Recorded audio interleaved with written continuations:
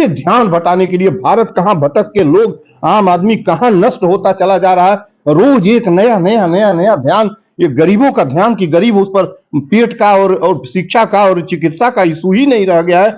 80 करोड़ लोग 5 किलो अनाज में दुनिया खोज रहे हैं, 22 करोड़ लोग कुपोषित हैं, जिनके यहाँ दाल नहीं बनती है, पानी और रोटी बच्चे खा रहे हैं। मुसलमान के बिना कैसा हिंदुस्तान। और जिस प्रकार भगत सिंह गांधी मुसलमान के बिना नहीं जीवित रह सकते थे, ठीक उसी तरह से जब तक जिंदा हूं तब तक मुसलमान के बिना नहीं जीवित रह सकता हूं।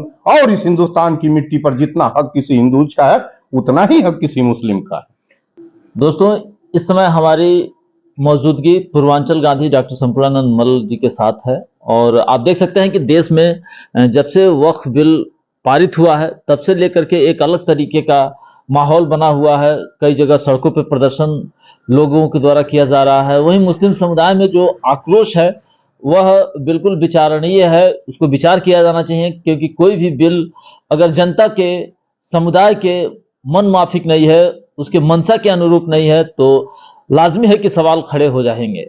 और इसी सवालों के क्रम में हम बात करने जा रहे हैं पूर्वांचल गांधी, जो मनुष्यता की बात करते हैं, इंसानियत की बात करते हैं और सत्य अहिंसा के पथ पर चलते हुए अपना हर ज्ञापन राष्ट्रपति से लेकर के प्रधानमंत्री, राज्य का जो मुख्यमंत्री, राज्यपाल, सब तक इनकी बातें पहुंचती हैं। सर, वक्फ बोर्ड जो कानून पास हुआ है, इसके किस बिंदु पर आपको लेकर के ऐतराज है? इसके कम्युनल, इसके अलगाव, इसके नफरती, ये इस बिल को मैं कह रहा हूं कि इसको पास करने की आपको क्या जरूरत है। माना कि आप वक्फ की संपत्तियों का मिसयूज हो रहा है, हमें जवाब कोई व्यक्ति देगा कि क्या मंदिर, ट्रस्ट, मठ की संपत्तियों का मिसयूज नहीं हो रहा है? कितनी परिसंपत्तियां, यदि मैं कहूं कि इतनी वक्फ की संपत्तियां हैं तो बोरे के बराबर जो है इस देश में मंदिरों और उनसे लगी पेरीफरी उसके जितनी परिसंपत्ति है, मठ है, ट्रस्ट है, इस देश में किस तरीके का आपने बनाया क्यों? आपने, मैं ये कह रहा हूं कि वक्फ कानून एमेंड हुआ तो क्यों नहीं आपने एक ऐसा कानून बनाया कि जितनी भी परिसंपत्तियां, मंदिर, मठ, मस्जिद, ट्रस्ट की जितनी भी परिसंपत्तियां हैं जो अवैध हैं, इनको जब्त करने का कानून आप बना लिए होते तो क्या पूरा हो गया होता। भारत एक है, कॉन्स्टिट्यूशन एक है, सबको समान अधिकार है। आर्टिकल 26 का वायोलेशन हुआ है कि नहीं हुआ है? कोई बताएगा कि इस जो आपका ये वक्फ कानून पास हुआ है, इसमें आर्टिकल 26 फंडामेंटल राइट का आर्टिकल 26 कहां महफूज है? कोई एक आदमी बताए कि क्या महफूज है? आपने क्यों ऐसा काम किया? क्यों बनाया आपने? किस बात के लिए यह कानून बना है? और ये कानून क्यों आप मुसलमानों की परिसंपत्तियों पर और उनके रिलीजियस जो प्रॉपर्टीज हैं, जो माना कि मिसयूज हो रहा है, माना मैं मिसयूज हो रहा है, मैं मान लूं, क्या अकेले मुसलमान मिसयूज कर रहा है इस तरह की प्रॉपर्टी का? हिंदू संगठन क्या कर रहे हैं? और आपका निगाह कहां टिका हुआ है? आपने क्या क्या नहीं कर डाला, अब पहुंचते पहुंचते उसकी वक्फ की परिसंपत्तियों पर इशारा बन गया। और सरकार का ये कहना है कि जो वक्फ बोर्ड बनाया गया है उसके उद्देश्य यही था, उसकी नियमावली भी था कि जो मुसलमानों की माली हालत है, गरीब हैं, उनको वहां तक मदद नहीं पहुंच रही है। यानी कि कहने का अर्थ यह है कि वेलफेयर का जो काम वक्फ को करना चाहिए था वो नहीं कर रहे हैं। ये वेलफेयर कराने के लिए यह अमेंड हुआ है? आप हमें बताइए। जिस तरह से आप सवाल कर रहे हैं, सरकार का जो स्टैंड है, जो कहना है, नहीं, सरकार का स्टैंड तो ऑनरेबल गृह मंत्री सदन में कह रहे थे कि इससे कोई भयभीत होने की जरूरत नहीं है, हम ये इससे जो आप कह रहे हैं इसी तरह की बात। आप वेलफेयर हो रहा है पूरे देश में, 144 धारा की हालत हो गई है सड़कों पर, किसी प्रोमिनेंट फिगर मोहम्मडन्स को उतरने नहीं देना है, प्रोटेस्ट की हालत में लोगों का जुबान बंद किया जा रहा है, कह रहे हैं कि वेलफेयर है। आपको वेलफेयर होता तो कुत्ता काटा है कि कोई विरोध करता? आपको पता है कि हम कितना क्राइम कर रहे हैं ये जो वक्फ कानून है, आप बिल्कुल बनाइए। हम मान लिए 1% की आप जो है इसकी प्रॉपर्टीज का जो मिसयूज हो रहा है सार्थक जगह पर उपयोग हो, इसके लिए आप सच्चर समिति की रिपोर्ट भी हम एडमिट कर दें कि इतनी प्रॉपर्टी थी, इतने आ रहा है, बाकी बिचौलिए खा रहे हैं। आप हमें बताइए कि यही ध्यान आपका है केवल मुसलमानों के वक्फ बोर्ड पर, आप हिंदूज के मंदिर, मठ, ट्रस्ट उनकी अकूत परिसंपत्तियां उसको रखे हैं वो, और उसका मिसयूज कौन कर रहा है? चंद उसके मठ के महंत, मठाधीश, प्रधान पुजारी उस पर कब्जा किए हैं, और अकूत कोई उसकी वो नहीं है। एक बालाजी टेम्पल का देख लीजिए ना, एनुअल इनकम कितनी है, बहुत आपको चरका हुआ है कि हाँ मिसयूज आप कराना चाहते हैं। और हमें ये बता दें कि जितने भी टेम्पल्स की आमदनी हो रही है, कहां एजुकेशन, किस एजुकेशन के प्रसार में, किस शिक्षा के प्रसार में लग रहा है, हमें यह बताएं। दूसरी बात, जो मुहम्मडन्स की वक्फ प्रॉपर्टीज है, यह पहले आप ये जांच करें कि उसने किस नाजायज जमीन का को दखल करके वह वक्फ बनाया है। मैं जानता हूं कि उसकी 90% प्रॉपर्टीज उन्हीं मुस्लिम्स खानदान और घरों की डोनेट की हुई प्रॉपर्टी है, जो पहले से किसी न किसी तरह से जमींदार या जिनके पास जमीनी थी। आप जैसे मंदिर, सड़क के किनारे मंदिर बन गया, कब्जा करके मंदिर बन गया, जो सरकारी जमीन है उस पर मंदिर खड़ा हो गया, हर प्रत्येक गांव में किसी जमीन पर मंदिर खड़ा हो गया। एक काम मुसलमान नहीं करता। और मुसलमान आपने अब एक आदेश जारी किया कि छत पर नमाज नहीं पढ़ेगा, सड़क पर नमाज नहीं पढ़ेगा। वही एक कौम है, वह है चर्च है, गुरुद्वारों के लोग हैं जो हुड़दंग मचा के सड़क पर नहीं चलते हैं। उनके जुलूस जाते हैं, उसमें अश्लील गाने नहीं बजते हैं, फुहड़ गंदे गाने नहीं बजते हैं। आपकी दीपावली, दशहरा जाता है, फला पूजा जाता है, दुर्गा पूजा का वो जाएगा, और जो है कावड़ियों का रथ यात्रा जाएगा। मैंने जितने भी क्या कहूं, गाली भद्दगी जितना भी हो सकता है वो करते आप सड़क पर जा रहे हैं। सड़क पर ऐसे ऐसे साउंड बजते हैं कि बगल से निकलिए तो लगता है कि उसमें आपके कान के पर्दे फट जाएंगे। आप क्या कर रहे हैं हिंदुस्तान के साथ? और वक्फ कानून क्यों बना? वक्फ कानून ठीक है बन गया, आपने ट्रस्ट, मंदिर, मठ पर कानून, उनकी प्रॉपर्टी को नियंत्रित करने का कानून क्यों नहीं बनाया?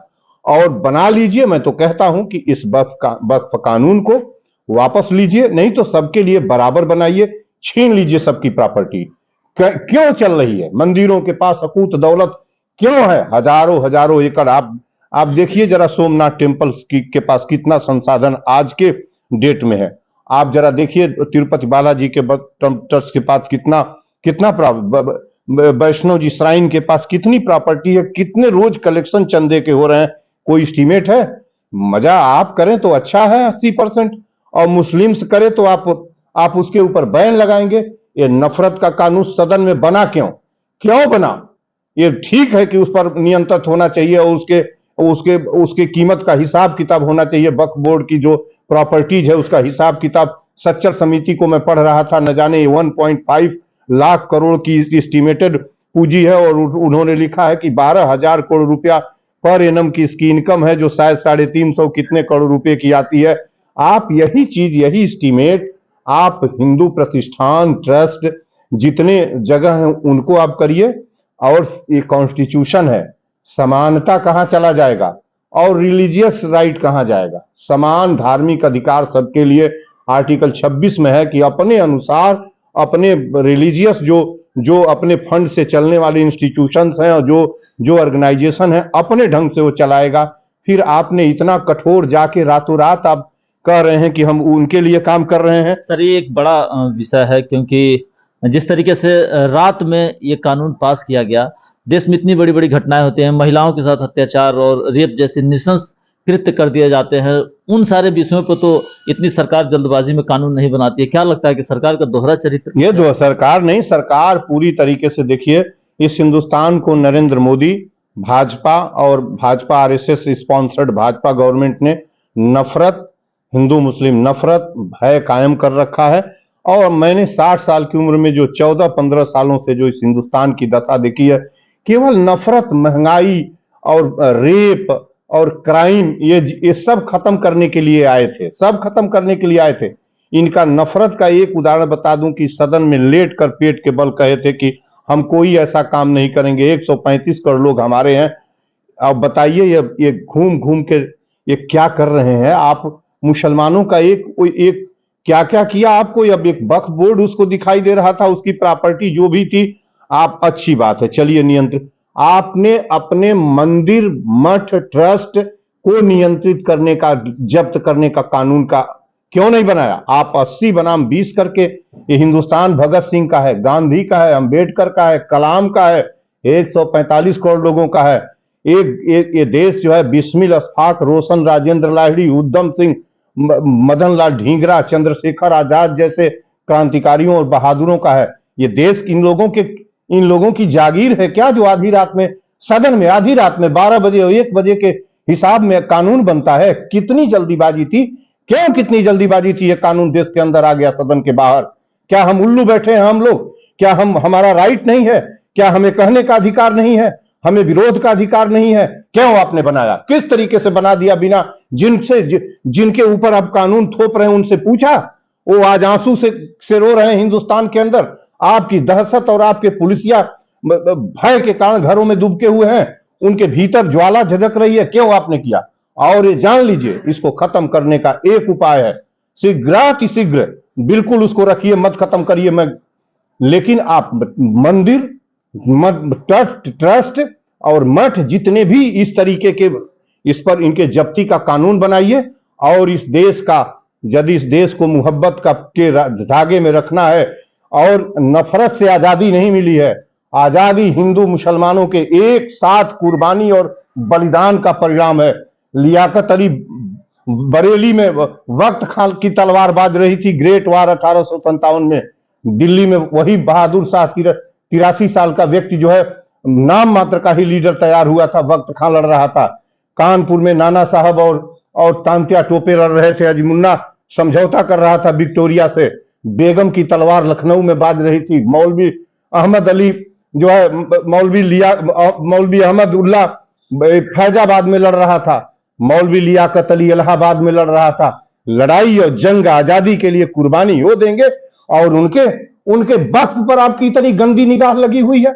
नफरत फैलाना चाहते हैं देश में नरेंद्र मोदी, अकेले नरेंद्र मोदी इसके लिए जिम्मेदार हैं। इस कानून को वापस ले लें, अन्यथा हिंदूज के जितने भी मठ और इनके जो ट्रस्ट हैं, इनकी परिसंपत्तियां जब्त करने का कानून बना लें। नहीं तो मैं इस कानून का विरोध करता ही रहूंगा, कोई करे ना करे, मैं करूंगा। आपके विरोध के क्रम में आपने पहले भी सूचना दे रखी थी कि कुशीनगर, जो लाइट ऑफ एशिया बुद्ध की धरती कही जाती है, वहां जाने वाले थे, लेकिन आपको हाउस अरेस्ट कर दिया गया है सुबह से।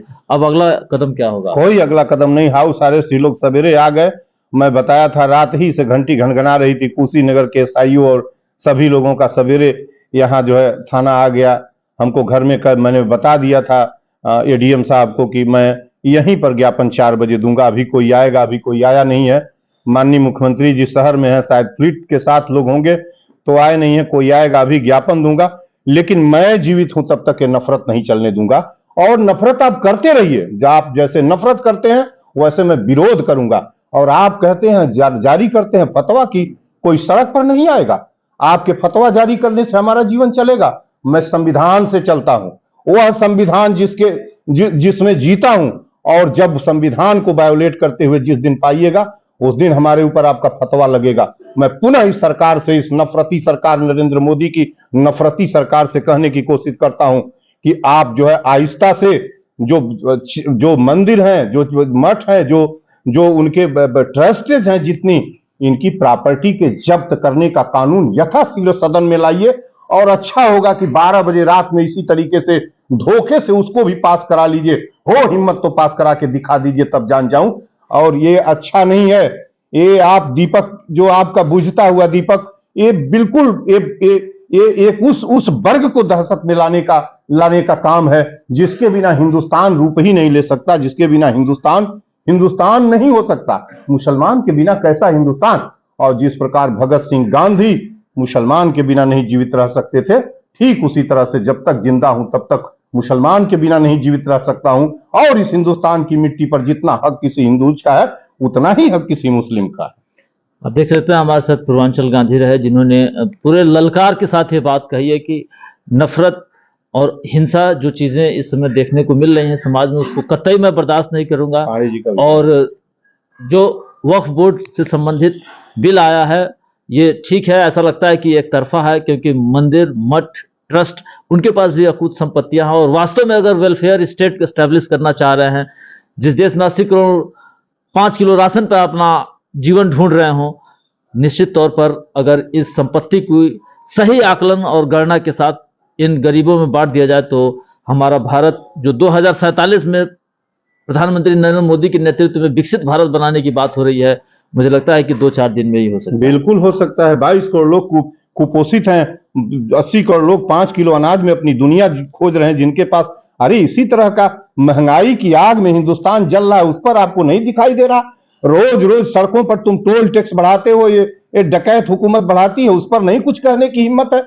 आटा चावल दाल तेल चीनी दूध दही दवा सब पर तूने पेट पर टैक्स लगा दिया, उस पर तुम्हारी जुबान नहीं चलती है? अरे नफरत का एक एक एजेंडा, रात दिन रोज रोज एक नफरत का, रोज एक नफरत का काम करते हो। क्यों क्यों पास? इसकी क्या जरूरत थी आज की डेट में? आज की डेट में सदन इसी के लिए बना है, सदन महंगाई पैदा करने के लिए बना है। हमारा अधिकार छीनेंगे, हमारे सारे अधिकार आप वायोलेट कर चुके हैं। हमारे पेट पर टैक्स लगेगा तो हमारा आर्टिकल 21 कैसे महफूज रहेगा? जब सड़कों पर टैक्स लगेगा तो हमारी स्वतंत्रता की का आर्टिकल 19D कैसे महफूज रहेगा? क्यों सड़क पर टैक्स लगाते हो? जब वन टाइम रोड टैक्स वसूल लिया तो कौन डकैत लगाता है? इनको मैं डकैत न कहूं तो क्या कहूं? ये तो डाकू है, डाकू, डाकुओं की गुजो है। नहीं नहीं, चलिए क्या चलिए होता है? आप ठीक से बताइए। हमसे बात करने के लिए सर बहुत बहुत धन्यवाद। धन्यवाद आपको। क्योंकि हमारा जो विषय था आज का, हम उसी विषय पे नहीं, ये भी इसी विषय से लगा हुआ चीज है यार। ये ध्यान भटकाने के लिए हो रहा है। तुम समझने की कोशिश करो एबी के ऑनरेबल एडिटर, कि सबसे ध्यान भटाने के लिए भारत कहां भटक के लोग, आम आदमी कहां नष्ट होता चला जा रहा है। रोज एक नया नया नया नया ध्यान, ये गरीबों का ध्यान, कि गरीब उस पर पेट का और शिक्षा का और चिकित्सा का इशू ही नहीं रह गया है। 80 करोड़ लोग 5 किलो अनाज में दुनिया खोज रहे हैं। 22 करोड़ लोग कुपोषित हैं, जिनके यहाँ दाल नहीं बनती है, पानी और रोटी बच्चे खा रहे हैं, जिनके यहाँ चीनी नहीं है, जिनके यहाँ तेल में तरकारी पानी की बनती है। आप बात कर रहे हैं, कह रहे हैं कि हमारा विषय यही है, लेकिन ये लोग भटकाने की कोशिश कर रहे हैं। चलिए, एक नया इसमें सर ने जो बात जोड़ दिया है कि ये विषय से डेविएट करने वाली बात हो गई, क्योंकि अगर जनता इसी सब चीजों में उलझी रहेगी तो जो बुनियादी जरूरतें हैं उसमें नहीं याद आएगा। शिक्षा चिकित्सा, आज देखिए इस समय जो शिक्षा का माहौल है, कितनी बेतहाशा महंगाई बढ़ चुकी है। 60,000 की फीस 28,000 लग रही है। मैं 4200 में दिल्ली यूनिवर्सिटी से PhD करके आया हूँ। 4200 रुपए में 2-4 लाख की स्कॉलरशिप भी लेके आया हूँ। 2013 में मेरा रजिस्ट्रेशन हुआ था। यहाँ PhD का नोटिफिकेशन हुआ है 3 महीना पहले। 25,000 पर सेमेस्टर आर्ट्स के लड़के का PhD की फीस हुई है, 40,000 साइंस की हुई है। कभी इसके पहले इस तरह की कभी कोई फी नहीं हुई है। ये न जाने कितने बड़े गुंडे हैं। कौन पढ़ेगा जिसके घर 1 रुपए नहीं है? 80 करोड़ लोगों के यहाँ 1 रुपया नहीं है, कौड़ी नहीं है। उनके बच्चे कैसे पढ़ेंगे? बता, कोई व्यक्ति कैसे पढ़ेगा यदि उसको लगता है कि फीस हम इस तरह करेंगे? क्यों फीस लेते हो? क्यों नहीं सबको एक स्कूल में फ्री करते हो? तुम्हारा वेलफेयर स्टेट इसी के लिए बना है। हम लोग कौड़ियों में पढ़े हुए लोग यहाँ आए हुए हैं। 4,000 में दुनिया की प्रसिद्ध विश्वविद्यालय से PhD मैं किया हूं, ऊपर से स्कॉलरशिप लिया हूं। कैसे अगला पढ़ेगा? किस तरह से गरीब का पढ़ेगा? ये डेविएशन तो है ही है। आपने ठीक शब्द का इस्तेमाल किया है कि मुख्य इशू से डेविएट करने के लिए इन लोगों ने रोज अब एक ला दिया। अब इसी पर खुराफात चलता रहेगा। 1 महीना यूं ही कट जाएगा, तब तक कोई दूसरा इशू आ जाएगा, तब तक 1 महीना कुछ और कटेगा। ऐसे करते हैं और दफन होता चला जा रहा है हिंदुस्तान। धन्यवाद। धन्यवाद।